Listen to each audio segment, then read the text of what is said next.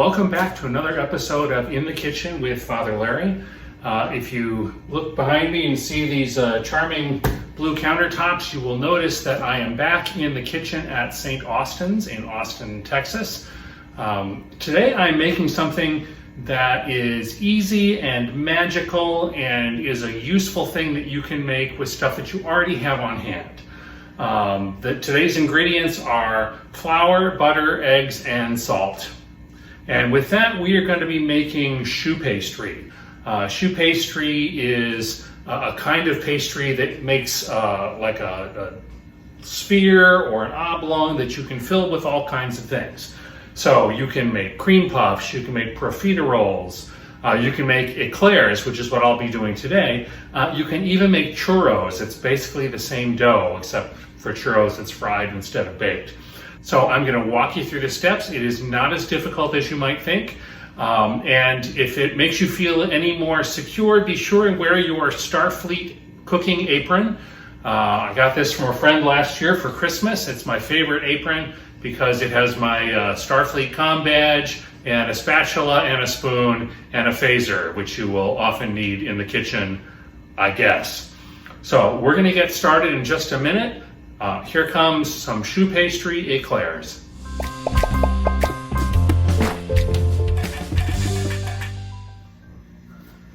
Okay, here we've got a medium saucepan over relatively high heat, and in that I am placing 1 cup of water, or 8 ounces if you prefer. And with that, I'm also going to give it about a tablespoon of sugar and a generous pinch of salt. You can make choux pastry without the sugar, and if you're doing something savory for a filling, you might want to do that. But one of the things that the sugar does, in addition to sweetening the dough, is it also helps it brown a little more evenly once it's in the oven. Give that a little stir. And then into the water, I'm going to put 4 ounces or 1 stick of butter in cubes. And we're going to bring that to a boil.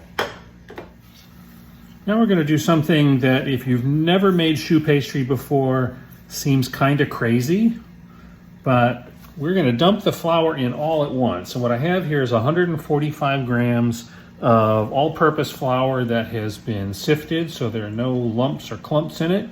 It's going to go in all at once, and then we're going to stir until it's thoroughly mixed, and we're going to give it about a minute or 2 minutes on the heat to actually cook. So all at once, in it goes. Start to stir. Here's my trusty whisk.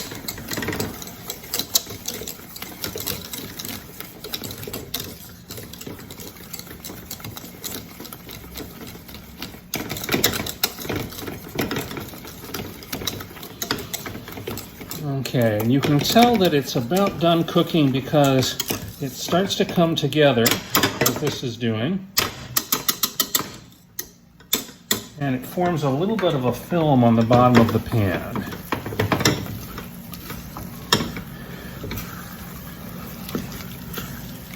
Okay, I'm going to take it off the heat. Give that just a minute or two to cool down.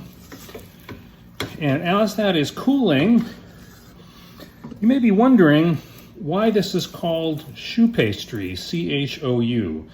Choux is the French word for cabbage, and it's called choux pastry because when you pipe it into little golf ball size balls of dough and put it in the oven, it puffs up and turns into something that looks like little cabbages, little round pastries.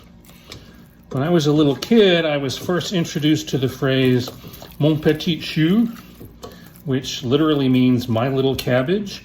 I am not sure why it is a term of endearment to call someone a Brussels sprout, but there you have it. Okay, this looks about ready. And now I'm going to start stirring in 4 beaten eggs, a little at a time, until it turns glossy. And at first, It's going to look kind of gross and lumpy, but that's all part of the process. As the eggs are incorporated,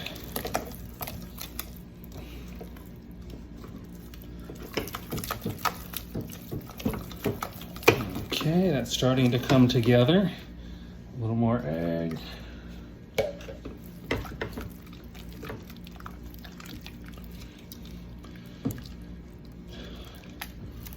One of the interesting things about choux pastry is that it doesn't have any leavening in it. There's no yeast, there's no baking powder, there's nothing like that. And what makes it puff up is the liquid from both the eggs and the water that we started with. And when it gets into the oven, that is going to turn into steam, and the steam itself is going to make the dough rise and give us a nice hollow center that we can fill later on. Ah, now it's coming together. Look at that. Okay, smooth and glossy. That's what we want. And now I'm going to let that cool just a little bit as I get set up to get ready to pipe that onto my baking sheet. Okay, now I'm going to get ready to pipe the dough onto a baking sheet on a piece of parchment paper. If you don't have a set of piping tips, you can do this by hand, but it's by cutting the corner off of a sturdy plastic bag, like a Ziploc freezer bag.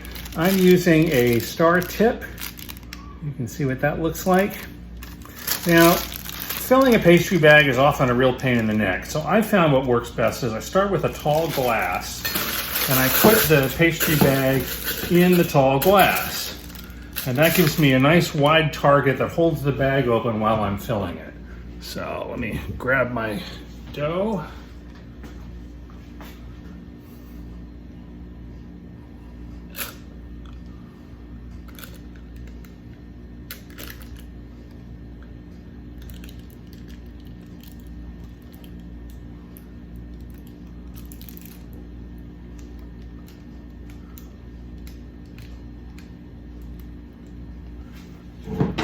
Okay, now let me lift the sides up a little bit. Get the rest of the dough in there.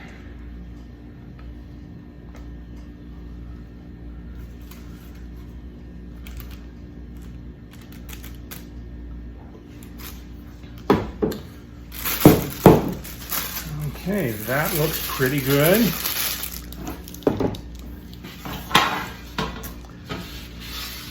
So there's the baking sheet. Give the pastry bag a twist, and then we're ready to pipe.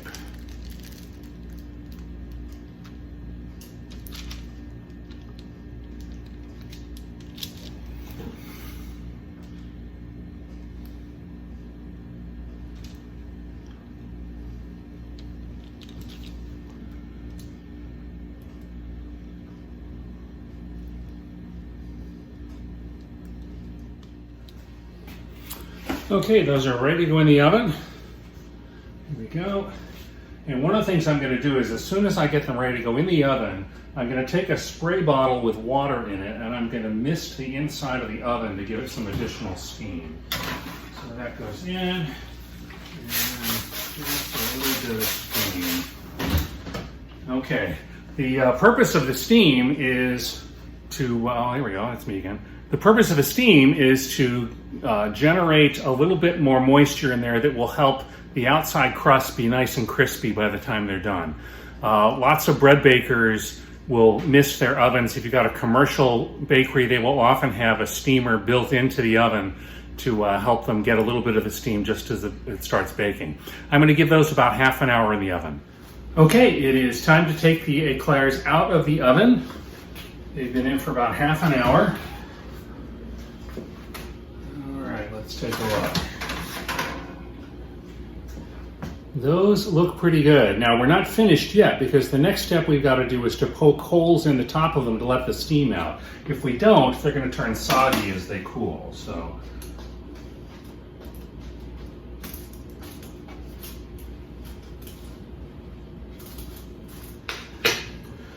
okay, so the eclair shells are finished baking. While they were in the oven, I whipped up a batch of creme pâtissière, which I will use to fill them. And I have some chocolate ganache, which I will put on the outside. Okay, I have a pastry bag with a pastry filling tube. This came with one of my pastry sets. And once again, I will go put the pastry bag in a nice tall glass to make it a little easier to fill. This creme pat is very thick, so I am hoping that it will go through the tube sufficiently.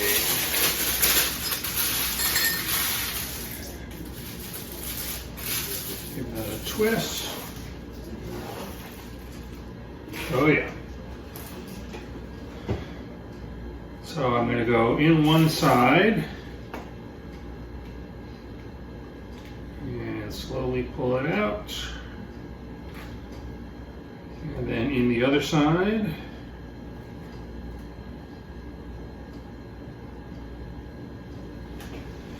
Okay, let me get a little closer to the camera so you can see what I'm doing.